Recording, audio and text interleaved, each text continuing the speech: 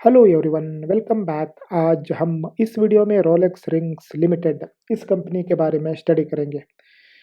तो इस कंपनी का अगर मैं प्रोडक्ट बैकग्राउंड देखता हूँ तो एक current company business segment auto components bearing rings इसमें ज़्यादा फोकस करती है। ऑटो कंपोनेंट्स अराउंड 54% है और बियरिंग रिंग्स 46% है।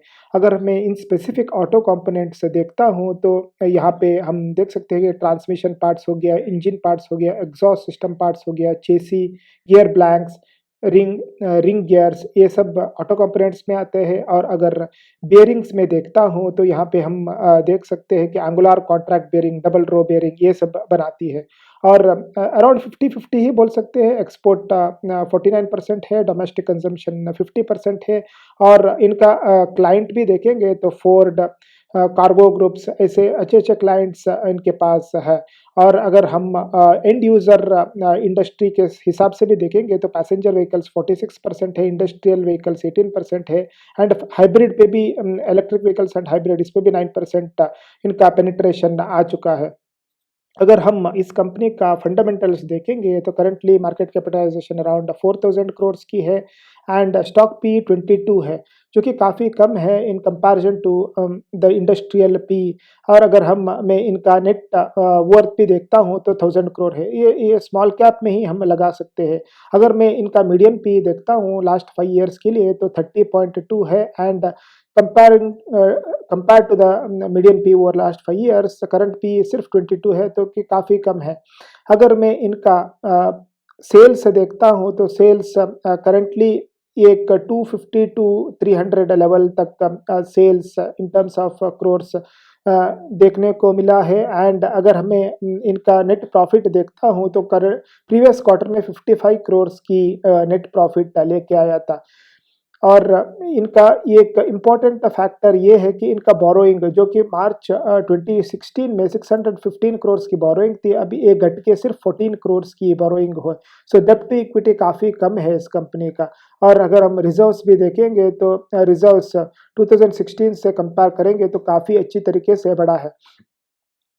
एंड और एक इम्पॉर्टेंट फैक्टर ये है कि इनका प्रमोटर होल्डिंग ऑलमोस्ट कांस्टेंट है।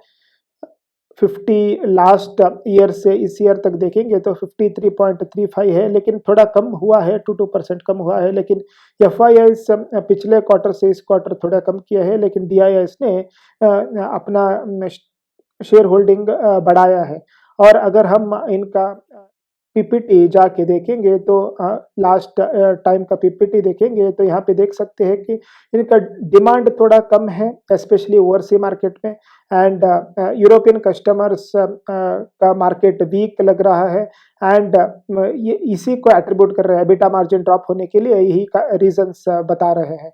और ये एक्सपेक्ट करते हैं कि अगले आने वाले कुछ 6 मंथ्स में थोड़ा इम्प्रूवमेंट दिखाएगा। लेकिन अगेन यूएस टैरिफ और ट्रंप का जो पॉलिसीज है उसका इम्पैक्ट इस कंपनी में रहने वाला है। लेकिन अगर मैं इसका टेक्निकल चार्ट जाके देखता हूँ तो टेक्निकल चार्ट में हम देख सकते हैं कि अराउंड अक्टूबर 2024, सितंबर अक्टूबर 2024 के टाइम पे इनका ऑल टाइम हाई 2600 लेवल पे थे।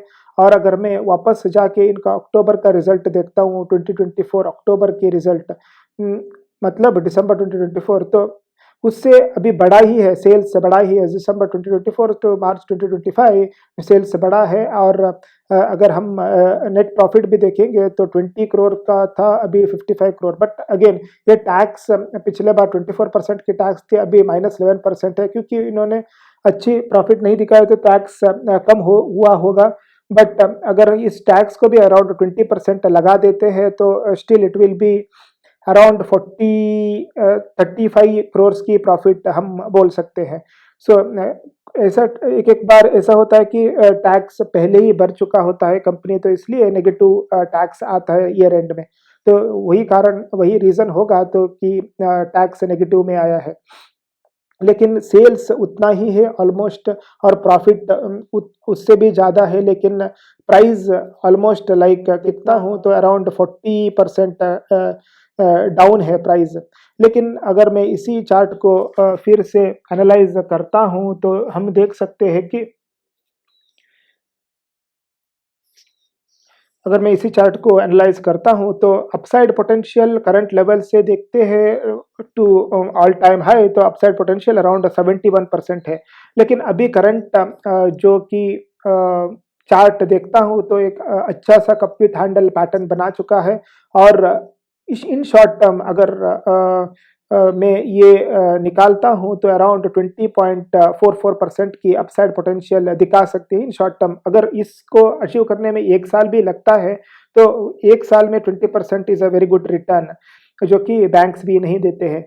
तो यही चीज़ है, ये स्टडीज़ हम इस चार्ट के थ्रू लेके आ सकते हैं। ये फंडामेंटल्स कॉन्सेप्ट्स हम इस चार्ट के थ्रू एनालाइज़ कर सकते हैं और अपने नॉलेज को बढ़ा सकते हैं। मैं यही चीज़ इस वीडियो के थ्रू आपके सामने लेके आना चाहता था। अगर आपको ये वीडियो पसंद आए तो please do like, share and subscribe. चलिए मिलते हैं अगले वीडियो में, तब तक के लिए जय Hind. Thank you very much.